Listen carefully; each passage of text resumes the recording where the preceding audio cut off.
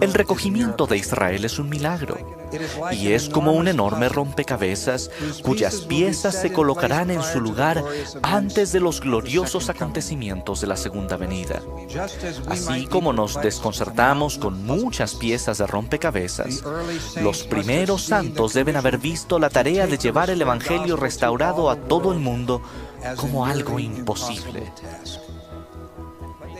Pero dieron comienzo, una persona y una pieza del rompecabezas a la vez, buscando las piezas con extremos planos a fin de armar el marco de esta obra divina. Poco a poco, la piedra cortada no con mano comenzó a rodar, de unos cientos a miles, a decenas de miles, y ahora millones de miembros del convenio de todas las naciones arman las piezas del rompecabezas de esta obra maravillosa y de este prodigio.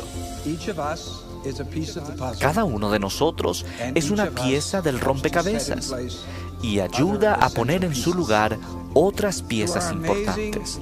A nuestros extraordinarios jóvenes y jóvenes adultos de todo el mundo, les hago la invitación y el reto especiales de ser testigos de Dios. Las personas que les rodean están dispuestas a hablar de temas espirituales. Ustedes no vienen a la mesa con las manos vacías, sino con la tecnología y redes sociales a su disposición. Los necesitamos. El Señor necesita que participen aún más en esta gran causa. ¿Estén dispuestos a hablar de su fe en Cristo? Siempre que la ocasión se presente, hablen de la vida de Él, sus enseñanzas y su dádiva incomparable a toda la humanidad. La vista que tenemos al frente ahora es clara. Podemos ver que el milagro continúa y que la mano del Señor nos guía a medida que llenamos los vacíos que quedan. Entonces, el gran Jehová dirá que la obra está concluida, y Él regresará con majestuosidad y gloria. En el nombre de Jesucristo. Amén.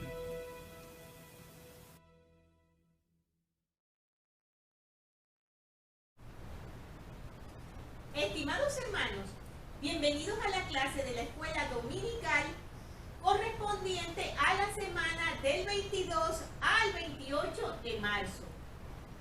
Nuestra clase se titula Jesucristo juntará a su pueblo. Doctrina y Convenios, la sección 29. Recordemos, hermanos, que en la clase anterior estuvimos hablando de algunas situaciones muy difíciles para el profeta José Smith.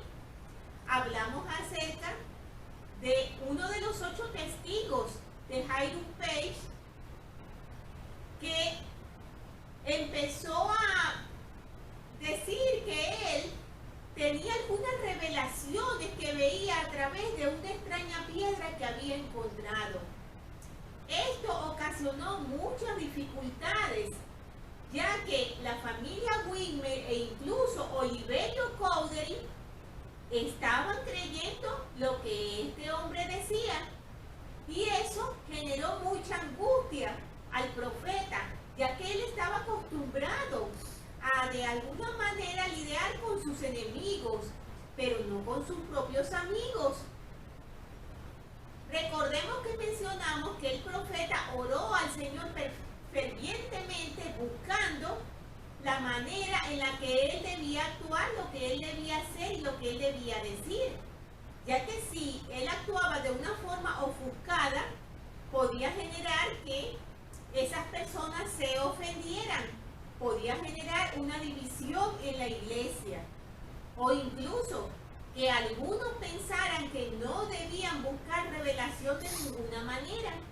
Y todos sabemos que el Señor nos insta a que procuremos tener revelación en nuestras vidas para guiarnos individualmente, para guiarnos en nuestras familias.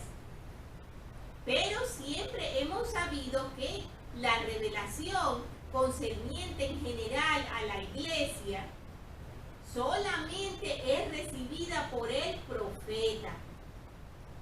Además de esa situación tan difícil, se presentó otra también que tenía al profeta muy preocupado.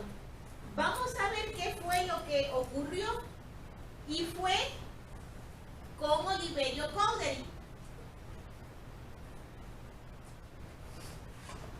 Tenemos que el profeta tenía muchas dificultades en Harmony. Las persecuciones, toda la serie de situaciones en las que querían hacerle daño hacían de que ya era peligroso vivir allí y el profeta iba a trasladarse a Fayette, Nueva York, porque además desde allí recordamos que dijimos que era más fácil para él atender los asuntos de la iglesia. Tenemos entonces que en esa misma época en Harmony, con la ayuda de John Wigmer, José Smith empezó a poner en orden y a copiar las revelaciones que había recibido. Mientras realizaba esa labor, recibió una carta de Oliver Cowdery que le causó gran pesar. Este le decía que había descubierto un error en la siguiente revelación, que decían estas palabras: y verdaderamente manifiesten por sus obras que han recibido del Espíritu de Cristo para la remisión de sus pecados. Esto es en Doctrinas y Convenios 20:37. Convencido de que su posición de segundo elder de la iglesia lo autorizaba a corregir al profeta, Cowdery le escribió esas palabras, según lo relató el mismo José Smith. La expresión, según decía, era errónea y agregaba: en el nombre de Dios le mando a borrar esas palabras a fin de que no haya entre nosotros supercherías sacerdotales. Le contesté inmediatamente, preguntándole por qué autoridad se creía con derecho a mandarme a alterar o borrar, agregar o quitar de una revelación o mandamiento del Dios Todopoderoso. Alrededor de ese mismo tiempo, un ministro metodista había convencido a Isaac Hale, el padre de Emma, de muchas falsedades acerca de su yerno, y como resultado la vida en Harmony se había tornado insoportable para José Smith y su familia. Por este motivo empezó a hacer planes de mudarse permanentemente a Fayette, donde Peter Wigmer padre le había ofrecido otra vez su casa para vivir. A fines de agosto, Newell Knight llevó su carreta a Harmony con el fin de hacer la mudanza de los Smith. Al llegar a Fayette, el profeta descubrió que los Wigmer estaban de acuerdo con Oliver Cowdery en cuanto al supuesto error en la revelación. Esto es lo que escribió al respecto. Tuve que emplear gran esfuerzo y perseverancia con todos ellos a fin de conseguir que razonaran con calma sobre este tema. Al fin, Christian Wigmer se convenció de que la expresión era correcta y estaba de acuerdo con las escrituras, y con su apoyo logré finalmente que no solo la familia Wigmer, sino también Oliver Cowdery reconocieran que habían estado en error y que la frase en cuestión concordaba con el resto del mandamiento. A esto también se le unió la situación que habíamos mencionado con aquella extraña piedra con la que Hiram Page decía que podía obtener revelaciones con respecto a la organización de la iglesia. Recordemos que mencionamos que incluso las revelaciones que este hombre decía recibir estaban discordantes con el Nuevo Testamento y con algunas otras revelaciones venidas del Señor. José Smith trató de llevar todas estas situaciones de la mejor manera. Y con respecto al asunto de la piedra, José había orado muchísimo al Señor para que le orientara lo que tenía que hacer. Y el Señor le proporcionó 2 revelaciones para todas estas situaciones, que fueron la revelación que aparece en Doctrinas y Convenios en la sección 28, que estudiamos en la clase pasada, y la sección 29, que vamos a estudiar en esta lección. Se acercaba la segunda conferencia que se haría en la iglesia desde su organización, y José Smith pensó que era propicio esa ocasión para aclarar mejor el asunto de estas situaciones, especialmente con respecto a aquella piedra de revelación. Esa nueva conferencia que habría en la iglesia, que sería la segunda, y era para el 26 de septiembre. Y José Smith iba a plantear todos estos asuntos. Vamos a estudiar entonces lo que decía la sección 29, que vamos a ver, hermanos, que es una sección muy fuerte, tiene un contenido bastante importante, tiene partes que vamos a notar mucha ternura en las palabras del Señor y en las expresiones que utiliza. Vamos a hablar de la segunda venida, de lo que va a ocurrir, de situaciones muy fuertes y dolorosas. También se habla del plan de salvación. Y vamos a ver aquí importantes lecciones, entre estas, que el Padre Celestial preparó un plan para nuestra exaltación. Así también que Jesucristo juntará a su pueblo antes de su segunda venida. Y que cada mandamiento del Señor es espiritual. Vamos a empezar entonces con los versículos de la sección 29. Tenemos que en el cabecero de la sección nos dice lo siguiente: revelación dada por medio de José Smith, el profeta, en presencia de 6 élderes en Fayette, Nueva York, en septiembre de 1830. Se dio esta revelación algunos días antes de la conferencia que comenzó el 26 de septiembre de 1830. Y la revelación comienza de la siguiente manera. En el versículo 1 nos dice: escuchad la voz de Jesucristo vuestro Redentor, el gran yo soy, cuyo brazo de misericordia ha expiado vuestros pecados. ¿Quién juntará a su pueblo como la gallina junta sus polluelos debajo de sus alas? Sí, a cuantos escuchen mi voz, se humillen ante mí y me invoquen con poderosa oración.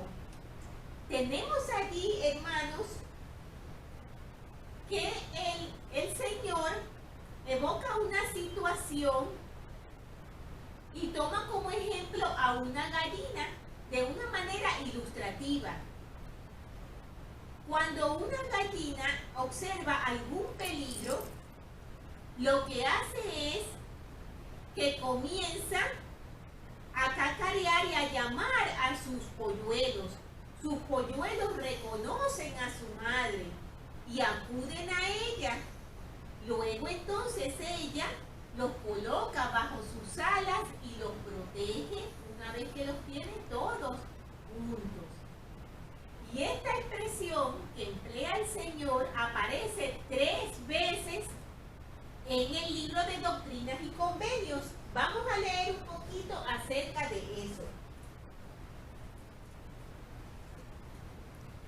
Tenemos que esa expresión aparece en Doctrinas y Convenios 10, versículo 65, en Doctrinas y Convenios 29, versículo 2, y en la sección 43, versículo 24. En este pasaje el Señor describe a los que se acercan a Él en busca de protección e indica que poseen 3 características. Número 1, escuchan su voz. Número 2, se humillan. Y número 3, lo consultan en potente oración. Tanto la nación judía como el pueblo nefita en América rehusaron escuchar aquel llamado y sujetarse a aquellas condiciones, y como resultado sufrieron grandes tragedias y destrucción. Hemos leído mucho acerca de todos estos pueblos antiguos en el libro de Mormón, hermanos, y también en la Biblia se habla sobre ello. Lo podemos ver en Mateo 23, 37, en Tercero de Nefi 10, los versículos del 4 al 6, en Doctrinas y Convenios 29, del 7 al 8, y 101 del 17 al 23. Tenemos entonces que el Señor continúa con las siguientes palabras. Él les dice que sus pecados les son perdonados. Pero es importante resaltar, hermanos, que aunque el Señor nos dice, vuestros pecados son perdonados, Él dice también, acordaos de no pecar más, no sea que sobrevengan peligros. También en el versículo 4 dice, de cierto os digo que sois escogidos de entre el mundo, para declarar mi evangelio con el son de regocijo como con voz de trompeta. Elevad vuestros corazones y alegraos, porque yo estoy en medio de vosotros y soy vuestro intercesor ante el Padre, y es su buena voluntad daros el reino. Estas palabras nos llegan al corazón, ¿verdad, hermano? Y nos hacen sentir un gozo muy grande.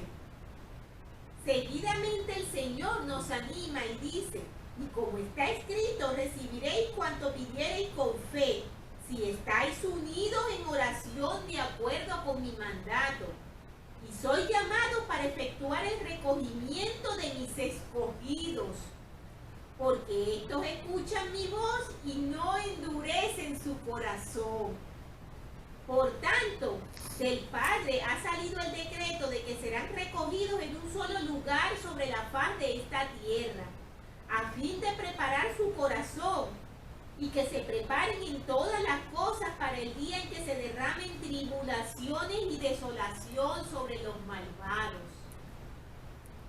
Hemos hablado en este versículo, hermano, de los escogidos, ¿verdad? ¿Quiénes son los escogidos? Muchas veces, quizás erróneamente, pensamos que por el simple hecho de habernos bautizado en la Iglesia de Jesucristo de los Santos de los Últimos Días, con eso hemos cumplido ya absolutamente todo y podemos considerarnos escogidos. Vamos a leer un poco con respecto a esa expresión, hermanos. Los escogidos de Dios integran un grupo muy selecto, un círculo de miembros fieles de la Iglesia de Jesucristo de los Santos de los Últimos Días. Son aquellos miembros que se esfuerzan con todo su corazón para vivir la plenitud de la ley del Evangelio en esta vida, a fin de poder llegar a ser herederos de la plenitud de sus recompensas en la vida venidera. Nos dice McCookie en Doctrina Mormona. Concerniente a los medios por los cuales se recoge a los electos, el elder George Cannon explicó lo siguiente.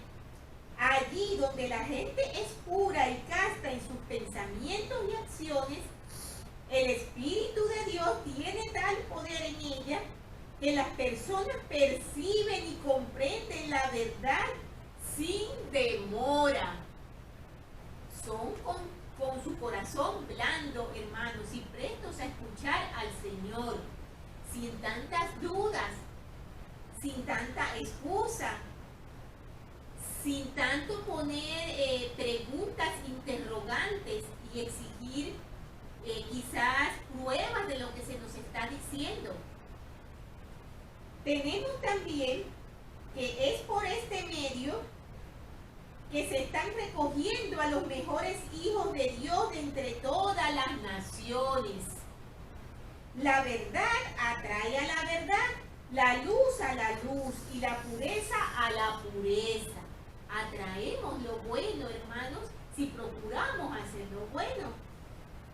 El Evangelio recoge con su influencia a aquellos que aman estos principios, y si recoge a algunos que no puedan vivir de acuerdo con sus requisitos, esos se apartarán y se acercarán a los que tengan sus mismas creencias y actitudes. He allí, hermanos, lo que estábamos planteando, que al pensar que únicamente por ser miembros de la iglesia y habernos bautizado, no nos hace ser escogidos. Si no perseveramos, si no procuramos mantener nuestro corazón resplandecido a las expresiones del Espíritu Santo, a las enseñanzas del Señor, a la obediencia, y nos desviamos o nos descuidamos, no seremos elegidos, nos iremos apartando incluso sin darnos cuenta y acercarnos hacia dónde, hacia aquello que más se parezca a lo que nosotros deseamos, es decir, las cosas del mundo. Tenemos también que allí nos mencionaban algo muy importante y nos hablaban de que nos recogeríamos en un lugar. El Señor no ha mencionado aún cuál va a ser ese lugar para prepararnos de las tribulaciones y de las cosas que vienen. Ese lugar va a ser revelado cuando el Señor así lo considere.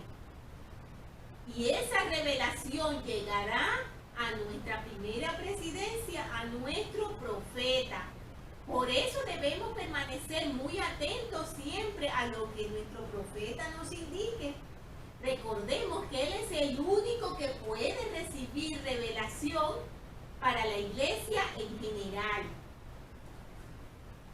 Continuando entonces con lo que dicen los versículos, tenemos que dicen lo siguiente. Hablan de que el día está cerca, que la hora está cerca, que la tierra está madurando en iniquidad. Hablan también que se han de cumplir todas las profecías que están escritas, todo lo que hablaron mis apóstoles, dice el Señor. Dice que con poder y gran gloria me revelaré desde los cielos con todas sus huestes. También dice que sus apóstoles que estuvieron con él durante su ministerio en Jerusalén estarán a su diestra en el día de su venida, en una columna de fuego. Nos dice muchas cosas, hermanos, que yo les recomiendo que la lean con detenimiento, porque por razones de tiempo no podemos especificarlas todas. Es una sección bastante larga. Nos habla de las señales. Nos dice más, he aquí, en el versículo 14, os digo que antes que llegue este gran día, el sol se oscurecerá y la luna se tornará en sangre, las estrellas caerán del cielo y habrá señales mayores arriba en el cielo y abajo en la tierra. Y habrá lloros y lamentos entre las huestes de los hombres. Habla de tormentas de granizo. Habla palabras muy fuertes. En el versículo 17 nos dice, y acontecerá que a causa de la iniquidad del mundo me vengaré de los malvados por cuanto no se arrepienten. Porque la copa de mi indignación está llena, pues he aquí mi sangre no los limpiará si no me escuchan. Este versículo, hermanos, contiene información muy importante. Cuando lo leí, recordé expresiones, incluso preguntas que alguna vez he escuchado, porque hay personas que al conocer el sacrificio expiatorio del Salvador, piensan que ya por el Salvador haber expiado sus pecados, ya no importa lo que ellos hagan, ya están a salvo. Recordemos, hermanos, que la expiación tiene una parte incondicional y una parte condicional. La parte incondicional es la resurrección. Todos vamos a resucitar, los buenos, los malos, los que hemos obedecido, los que no. Todos vamos a resucitar. Pero la salvación, nuestra exaltación, no tiene una razón incondicional en la expiación, sino condicional. Condicional de acuerdo a nuestro arrepentimiento, a que sigamos y nos acerquemos a Cristo. Por lo cual, si persistimos en el pecado y en la maldad, su sangre no podrá limpiarnos. Y como dice aquí el Salvador, se vengará de todos los malvados. Al leer todas estas cosas, hermanos, debemos de tener unos sentimientos muy grandes, ¿verdad? Quizás de miedo, de temor. Hay cosas aquí muy duras y muy fuertes. Yo quiero mencionarles unas palabras de Joseph Fielding Smith, el presidente, que se refieren con respecto a eso. Y dicen lo siguiente. Con respecto a tales profecías, el presidente Joseph Fielding Smith dijo: sé que son temas desagradables. Tampoco es agradable para mí pararme frente a vosotros para deciros que todo eso se está registrado en las Escrituras. Si el Señor tiene una disputa con las naciones, Él las pasará por la espada. Los cuerpos de sus habitantes quedarán insepultos como estiércol sobre el suelo. Eso no es agradable, ¿verdad? Pero ¿acaso no debemos saberlo? ¿No es nuestro deber leer esas profecías y entenderlas? ¿No creéis que el Señor nos las ha dado para que tengamos conocimiento y podamos prepararnos mediante la humildad, mediante el arrepentimiento, mediante la fe, a fin de escapar de esas terribles condiciones que nos describen los antiguos profetas? Es por eso que las leo. Mis sentimientos con respecto a ellas son tan profundos como los vuestros, y ruego que lleguen a su fin, pero quiero que lleguen a su fin debidamente. La figura de una copa llena de indignación, como nos dice el versículo 17 que acabamos de leer, indica que el Señor no contendrá más su castigo sobre los inicuos que no se arrepientan. Así como hay un límite para el contenido de una copa, también habrá un límite para la paciencia que el Señor demuestra hacia los que cometen iniquidades. El continuar refrenándose no sería una virtud, sino un mal para el género humano, en bien del cual Él mismo se ha ofrecido como Salvador. Puesto que la sangre de su expiación no limpia a los impenitentes, utiliza la peste, el hambre, las plagas y la destrucción como medio para tratar de rescatar a los que se han vuelto insensibles y no escuchan a la voz apacible y delicada. Estos terribles juicios son el resultado natural de la iniquidad del hombre. El ruego que Dios hace al género humano no es que se aparte de tales maldades y sea salvo de las consecuencias. El ruego que Dios hace al género humano es que se aparte de tales maldades y sea salvo de esas horribles consecuencias del pecado. El Señor nos habla allí con gran claridad, hermanos, apartarnos del pecado. Hemos hablado acerca de cosas muy fuertes, como hemos mencionado, pero cosas que debemos conocer. Cosas que debemos conocer nosotros como santos de los últimos días. Y así también dar a conocer al mundo. El Señor ha dicho que somos escogidos. Somos escogidos para ayudar en el recogimiento de Israel. Que, como hemos mencionado en otras clases, es especialmente espiritual, porque cada persona que acepta el Evangelio de Jesucristo y lo vive, es una persona que estamos recogiendo de Israel. Es algo que nosotros, hermanos, no podemos elegir hacer o no hacer. Es algo importante e imprescindible en nuestras vidas.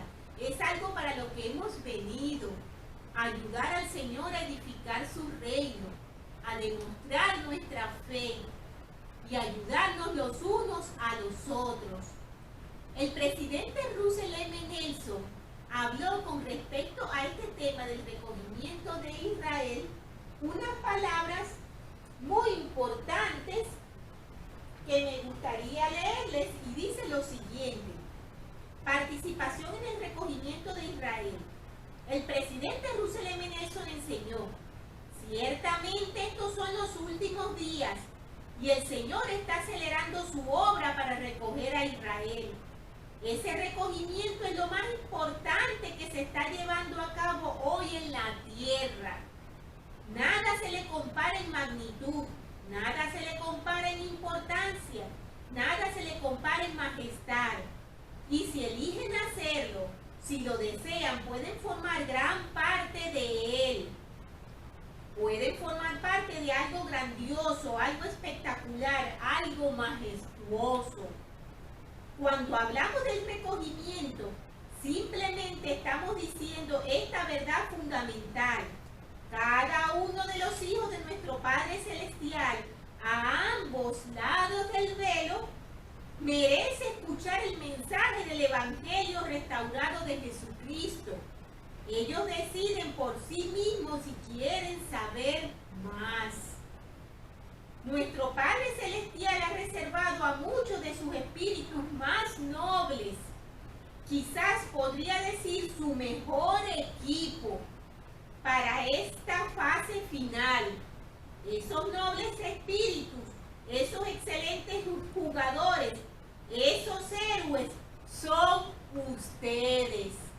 Ese mensaje se llama Juventud de Israel, en el Devocional Mundial para Jóvenes del 3 de junio del 2018. Palabras muy ciertas y verdaderas, hermanos, que nos animan a ayudar en el recogimiento de Israel. A que nosotros todas estas verdades maravillosas con las que hemos tenido bendecidas y tenemos bendecidas nuestras vidas, lleguen a todas partes. Porque tenemos información, hermanos, y tenemos un conocimiento eterno, verdadero y necesario para toda la humanidad. Y el Señor confía en que nosotros le ayudemos a llevar ese conocimiento a sus hijos y a participar activamente en el recogimiento de Israel. Vamos a continuar entonces con los versículos. Tenemos que el Señor sigue hablando aquí acerca de todas esas cosas que ocurrirán cuando Él venga. Hemos mencionado que son aspectos muy fuertes, todo lo que Él nos dice aquí. También menciona a partir de algunos versículos acerca de el plan que el Señor tiene para nosotros desde un principio. Conocemos muy bien, hermanos, que tuvimos una preexistencia y aquel gran concilio. Recordemos aquel ofrecimiento que hizo Satanás cuando el Señor requería que alguien viniera aquí a la tierra para ser un salvador. Satanás ofrecía llevar todas las almas de vuelta, pero con la gloria para sí mismo. Recordemos que el Salvador no ofreció eso. El Salvador ofreció su absoluta obediencia a su Padre. Y solo dijo: he aquí, envíame. Y así vino. Aquí nos relatan todas estas cosas en los versículos que están más adelante. Tenemos también que en el versículo 31 nos dicen unas cosas muy importantes. Nos dice: porque por el poder de mi espíritu las he creado, sí, todas las cosas, tanto espirituales como temporales. Primero espirituales, enseguida temporales, que es el principio de mi obra. Y además, primero temporales y enseguida espirituales, que es el fin de mi obra. Hablando para que entendáis con naturalidad, más para mí no tienen fin mis obras, ni principio, pero os he dado para que comprendáis por qué me lo habéis preguntado y estáis de acuerdo. Por tanto, de cierto os digo que para mí todas las cosas son espirituales. Nos dice el Señor. Y en ninguna ocasión os he dado una ley que fuese temporal, ni a ningún hombre, ni a los hijos de los hombres, ni a Adán vuestro Padre, a quien yo creé.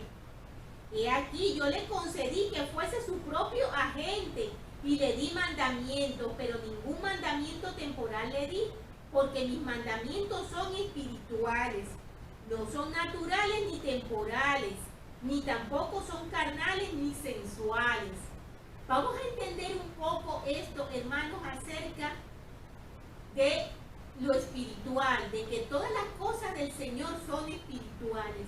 Quizás hemos escuchado hablar de eso y tal vez no hemos profundizado mucho en cómo es eso de que todas las cosas del Señor son espirituales. Vamos a leer con respecto a ese aspecto. Tenemos lo siguiente. Al crear la tierra, el Señor creó primero todas las cosas espiritualmente. Eso lo tenemos en Moisés 3, versículos del 5 al 9. Después de la caída, todo lo creado se convirtió en temporal. Doctrinas y Convenios 77:6. Al fin de la tierra, lo temporal nuevamente se tornará espiritual. En el comienzo, pues, todas las cosas fueron espirituales primero y luego temporales. Al final, todo será temporal primero y espiritual en segundo lugar. El Señor lo ha explicado por medio de esas expresiones para favorecer la comprensión del hombre en su estado mortal. No obstante, desde el punto de vista de Dios, no hay principio ni fin, y todo para Él es espiritual. El hombre hace una distinción entre las leyes temporales y las espirituales. Y hay quienes se preocupan mucho por mantenerlas separadas. Para el Señor todo es espiritual y temporal al mismo tiempo. Y en consecuencia las leyes que da son espirituales porque tienen que ver con seres espirituales.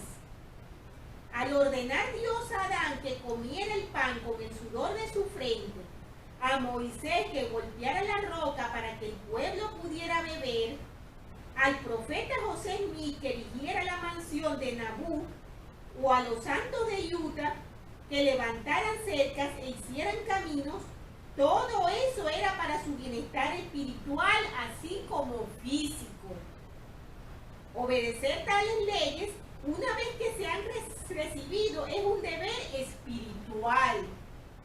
Quien sirve su tarea diaria como al Señor y no a los hombres, saca un beneficio espiritual cualquiera que sea el deber que cumpla. Tenemos, hermanos, que hay un mensaje del presidente Oaks que se llama La espiritualidad. Yo les recomiendo que lo lean porque es un mensaje que nos da muchísima información y nos ofrece muchos aspectos para que lo estudiemos y lo meditemos con respecto a esto que estamos hablando. Este mensaje fue dado en la Conferencia General de octubre de 1985. Como mencioné, se llama la espiritualidad. Cuando eso, el Elder Oaks era del quórum de los 12 apóstoles. Es un mensaje un poco largo, he seleccionado algunos párrafos que vamos a leer. Y dice: la forma en que interpretamos nuestras experiencias también dependen del nivel de nuestra espiritualidad. Algunos interpretan la vida terrenal puramente desde el punto de vista de sus logros y posesiones materiales. En contraste, los que tenemos un testimonio del Evangelio de Jesucristo, debemos interpretar las experiencias de acuerdo con nuestro conocimiento del propósito de la vida, de la misión de nuestro Salvador y del destino eterno de los hijos de Dios. La espiritualidad no es función de un cargo o llamamiento. Esta parte me gustó mucho, hermanos, porque quizás pensemos, pues uno de los apóstoles por fuerza es más espiritual que cualquiera de nosotros.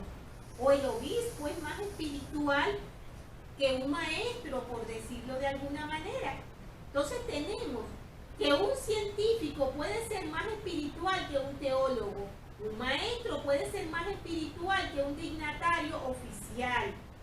El punto de vista de la persona y aquellas cosas a las que da preferencia determinan su espiritualidad. Esta se manifiesta en sus palabras y acciones. El presidente John Taylor demostró su espiritualidad con estas palabras que pronunció al informar de su misión en Europa en el año de 1852. Él dijo: algunos me han preguntado a veces, ¿no tienen miedo de atravesar mares y desiertos, de andar donde hay lobos, osos y otras bestias feroces?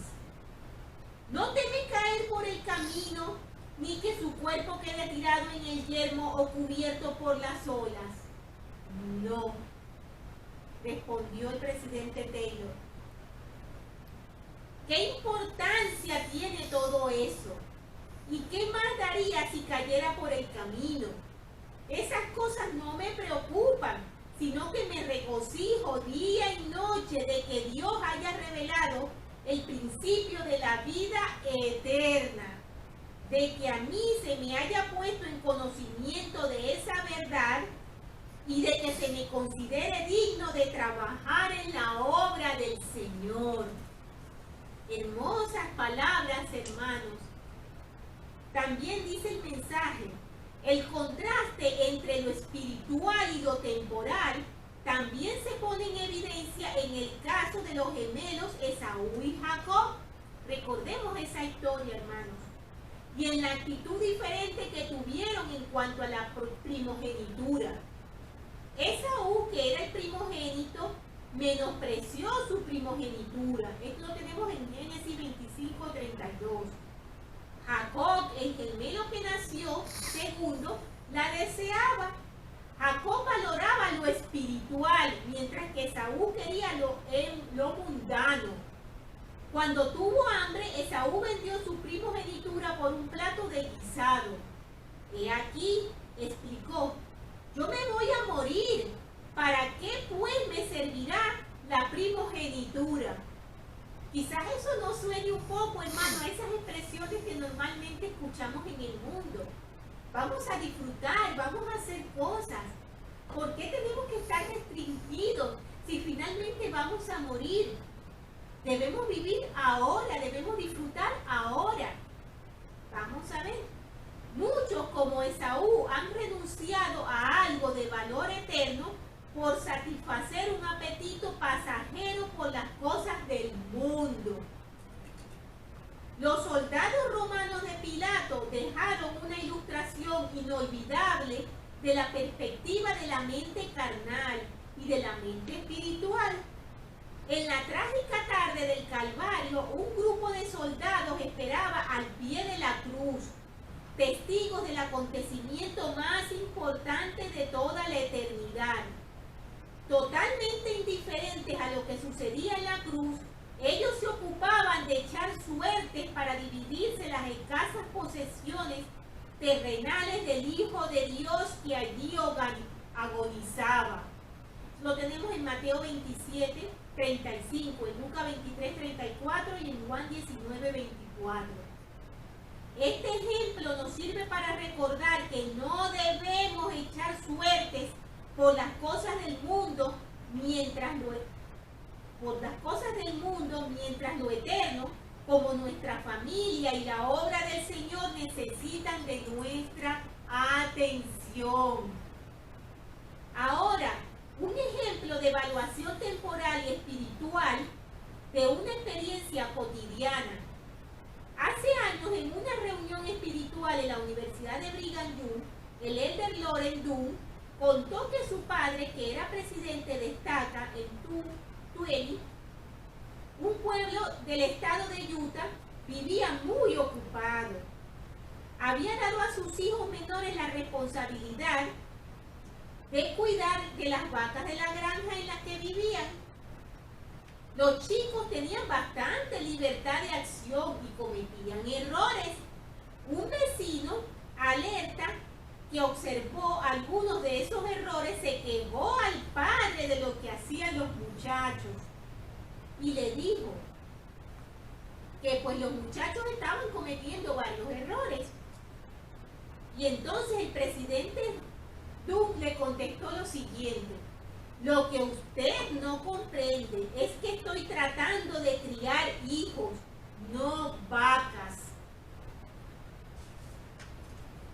Esta percepción es maravillosa, es un hermoso ejemplo para los padres que tienden a ver y a evaluar a sus hijos solo en una perspectiva temporal. Lo que vemos a nuestro alrededor depende de lo que buscamos en la vida. Los conquistadores españoles quitaron a los artesanos del Nuevo Mundo objetos de arte irreemplazables para fundir el oro y hacer lingotes.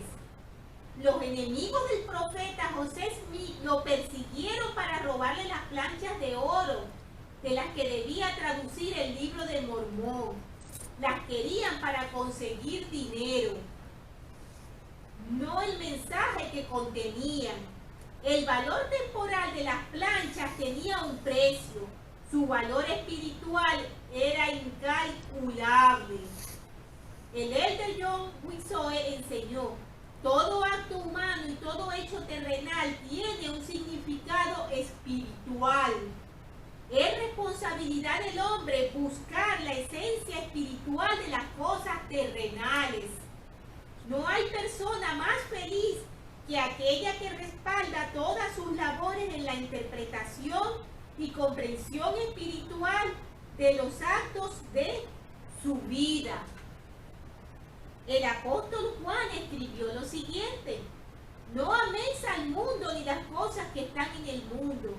Si alguno ama al mundo, el amor del Padre no está en él. Porque todo lo que hay en el mundo, los deseos de la carne, los deseos de los ojos y la vanagloria de la vida, no provienen del Padre, sino del mundo. Y el mundo pasa y sus deseos, pero el que hace la voluntad de Dios permanece para siempre. Primero de Juan 2, versículos del 15 al 17. El materialismo, que da prioridad a las necesidades y los objetos materiales, obviamente es lo opuesto a la espiritualidad. El Salvador enseñó que no debemos acumular tesoros en la tierra, donde la polilla y el orín corrompen, y donde ladrones minan y hurtan. Mateo 6:19. Sino que debemos acumular tesoros en el cielo, porque donde esté vuestro tesoro, allí estará también vuestro corazón. Mateo 6:21. Sin embargo, el dinero no lleva inherente la maldad. El buen samaritano empleó para servir a su prójimo la misma clase de monedas que Judas para traicionar al maestro. Es el amor al dinero lo que es la raíz de todos los males. Sobre eso tenemos en 1 de Timoteo 6:10. La diferencia fundamental existe en el nivel de espiritualidad con que veamos, evaluemos y utilicemos las cosas de este mundo y nuestras experiencias en él. Las cualidades de espiritualidad que hayamos sido capaces de lograr a menudo se evidencian en la forma en la que reaccionamos ante la muerte u otras tragedias y tribulaciones. Hemos visto, hermanos, muchas veces casos de tragedias muy grandes y muy tristes en santos de los últimos días, y hemos visto en ellos paz. Hemos visto en ellos, por supuesto, el pesar normal que se siente ante el sufrimiento, pero hemos visto en ellos fe, esperanza, perseverancia de seguir adelante a pesar de cualquier circunstancia.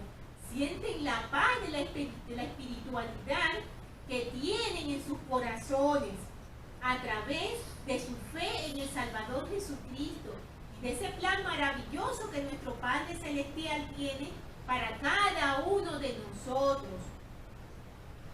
Tenemos que los fieles santos de los últimos días podemos soportar la la muerte de nuestros seres queridos, porque tenemos fe en la resurrección y en la naturaleza eterna de los lazos familiares. Podemos arrepentirnos y elevarnos por encima de nuestros errores y deficiencias, porque sabemos que nuestro Salvador padeció estas cosas por todos para que no padezcan, si se arrepienten. Doctrinas y Convenios 19:16. En la perspectiva de la eternidad, un infortunio puede construir una oportunidad de desarrollar en el alma un poder de trascendencia eterna. Las dificultades, hermanos, los problemas, las decepciones, las tristezas, tienen un propósito en nuestras vidas y van muy unidas a nuestro progreso espiritual. La fortaleza se forja en la adversidad. La fe crece en un medio que no nos permite ver lo que nos depara el futuro. Ley le prometió a su hijo Jacob que Dios consagraría sus aflicciones para su provecho. Segundo de Nefi 2:2. En medio de las persecuciones en Missouri, el Señor le aseguró a los santos: todas las cosas con que habéis sido afligidos obrarán juntamente para vuestro bien. Doctrinas y Convenios 98:3. Los que pueden contemplar sus aflicciones en esa forma tienen espiritualidad. ¿Y cómo logramos la espiritualidad? ¿Cómo alcanzamos ese nivel de sanidad en el cual podemos tener constantemente la compañía del Espíritu Santo? ¿Cómo podemos ver y evaluar todo lo de este mundo con la perspectiva de la eternidad? Buscamos la espiritualidad por medio de la fe, del arrepentimiento, del bautismo, del perdón, del ayuno, de la oración, los deseos justos, los pensamientos y las acciones puras. Buscamos la espiritualidad por medio del servicio a nuestros semejantes, por medio de la adoración, del deleite en las palabras de Dios, en las escrituras y las enseñanzas de los profetas vivientes. Logramos la espiritualidad haciendo convenios y siendo fieles a ellos, esforzándonos conscientemente por cumplir todos los mandamientos de Dios.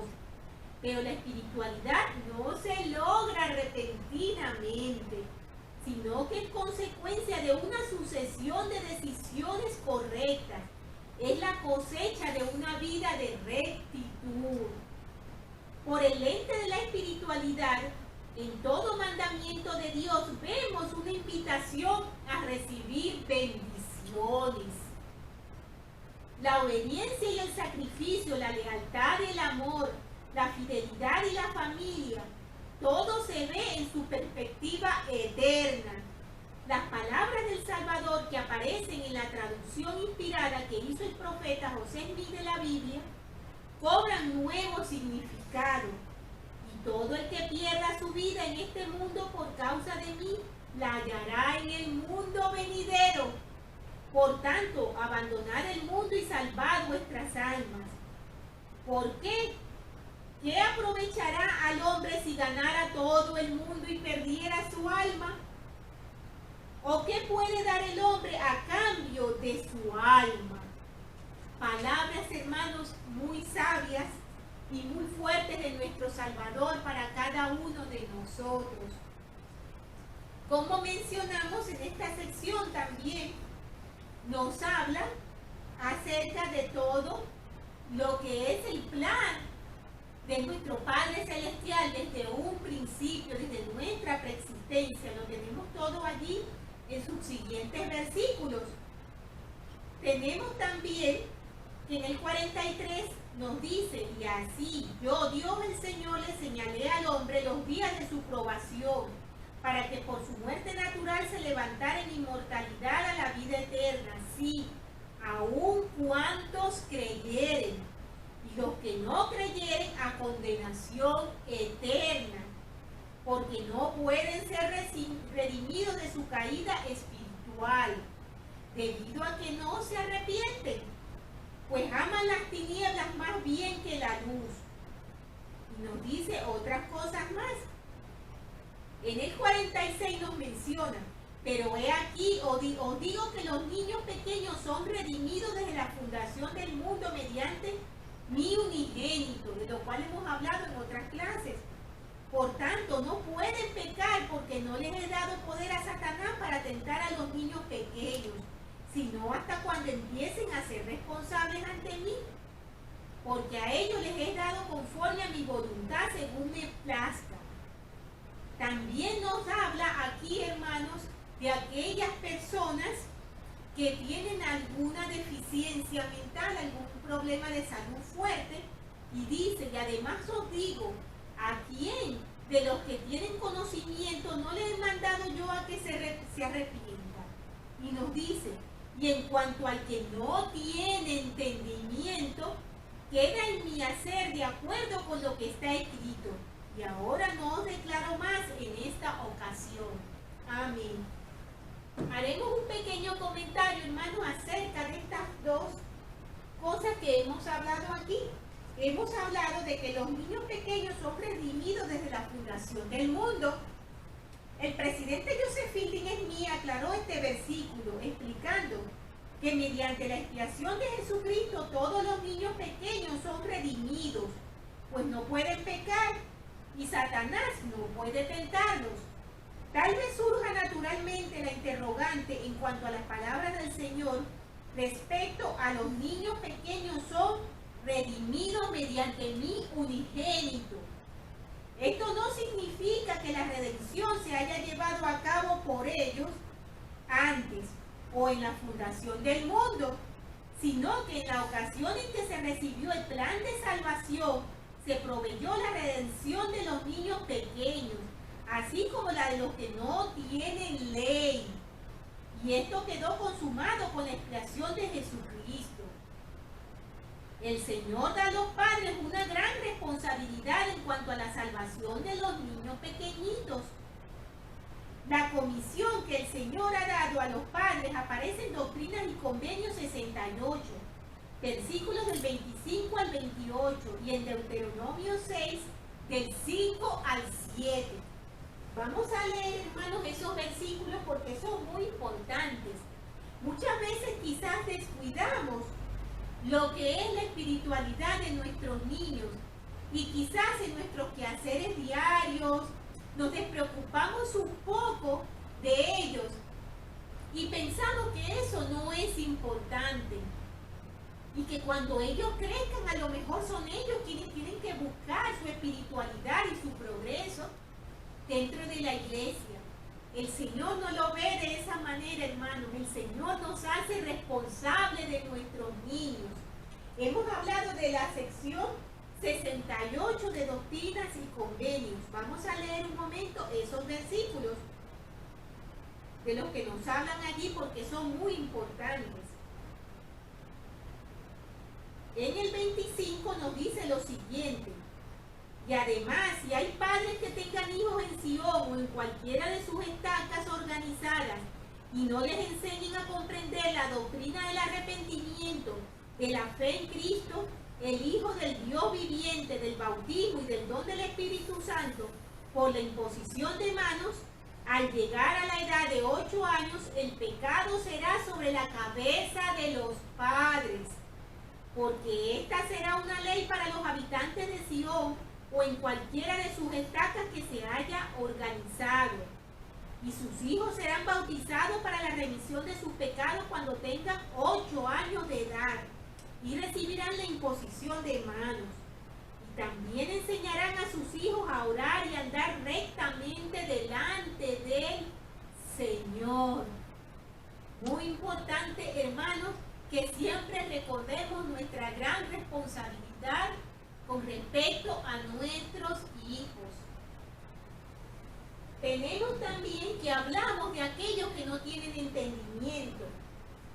Los niños pequeños o las personas que no entienden las leyes de Dios por causa de alguna deficiencia mental no serán juzgados sobre la misma base que aquellos que son capaces de entenderlas.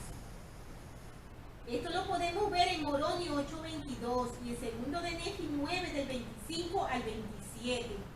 El presidente Joseph Fielding Smith enseñó lo siguiente concerniente a ese principio. La Iglesia de Jesucristo de los Santos de los Últimos Días considera a todas las personas que tienen un retardo mental como iguales a los niños pequeños que aún no llegan a la edad de responsabilidad. Ellas son redimidas sin el bautismo e irán al reino celestial de Dios, y allí, creemos, se les restaurarán sus facultades de acuerdo con la misericordia y justicia del Padre. Unas palabras, hermanos, que seguramente llenan de regocijo a muchos padres cuyos hijos sufren alguna deficiencia. Siempre, hermanos, recuerdo las palabras de una hermana que en una oportunidad expresó lo especiales que son esos niños que tienen alguna deficiencia, algún problema mental. El Señor los favorece, son espíritus especiales. Debemos cuidarlos y debemos ayudarlos, así como debemos ayudar a cada uno de nuestros niños a aprender el Evangelio, a fortalecerse en su fe y a convertirse en personas adultas con un corazón fuerte para poder resistir las tentaciones y seguir adelante en sus vidas. Sé sin ninguna duda, hermanos, que esta es la iglesia verdadera. Sé sin ninguna duda que el libro de Mormón es verdadero.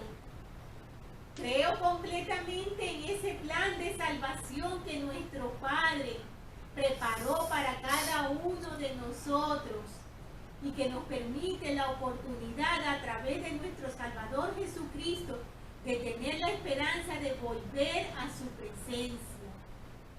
Sé sin ninguna duda, hermanos, que todas estas cosas son verdaderas, que el libro de Doctrinas y Convenios es verdadero, así como el libro de Mormón, la Biblia, la perla de gran precio. Y sé que si estudiamos y nos preparamos y estamos prestos a escuchar al Señor, vamos a poder salir victoriosos de todas estas pruebas de la mortalidad. También sé sin ninguna duda que tenemos un profeta, un vidente y un revelador, que es nuestro presidente Russell M. Nelson, y debemos estar atentos a todo lo que él nos enseña y a su guía. Y estas cosas dejo con mucho amor y humildad en el sagrado nombre de Jesucristo. Amén. Por favor, hermanos, estudien la siguiente lección, que se llama Soy el que vive, soy el que fue muerto. Pascua de Resurrección. Tengan, hermanos, una estupenda semana. Por favor, recuerden ver los videos que muchas veces incluyo en las lecciones al principio y algunas veces al final. Suelen ser muy especiales y ayudarnos a llamar el espíritu y la comprensión de la lección. Que tengan, hermanos, una estupenda semana.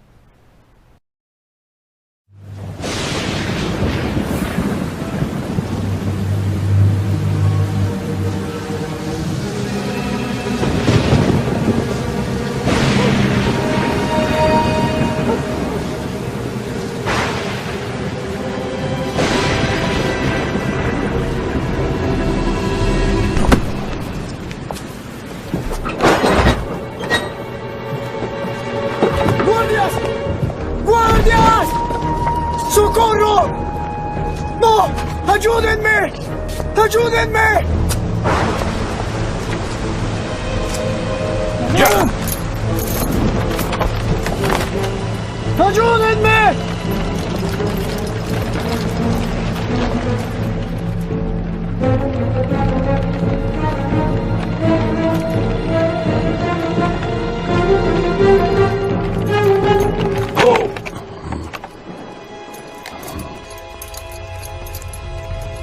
Han dejado de seguirnos.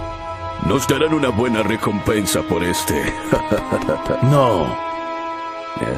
Tengo otros planes para este. No. A él se le tratará sumamente bien. Vamos a destruirlo. Moralmente. Lo expondremos al lenguaje indecente y a malas compañías. Lo alentaremos a ser ocioso y vil. Lo haremos esclavo de los apetitos, dándole alimentos y bebidas suculentas. Si lo logramos, nunca será apto para ser un rey.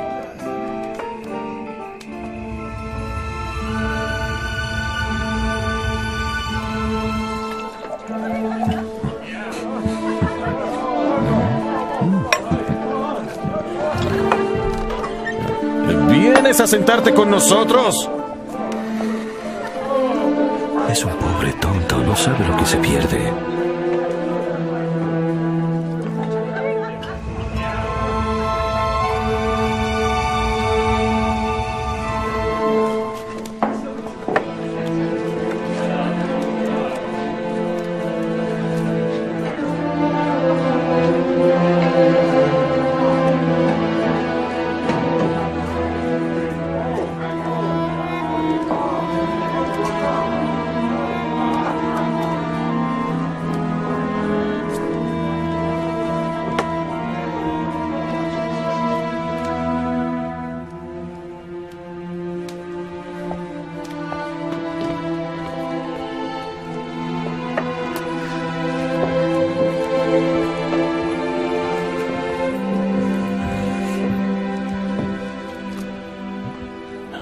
Hemos sido hospitalarios contigo, pero me insultas, rechazando mi comida, vino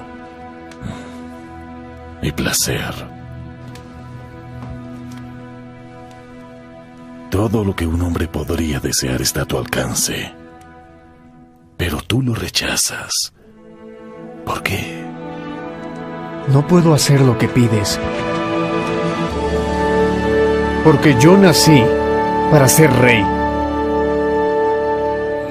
Ustedes son de noble linaje, progenie del Rey de los cielos.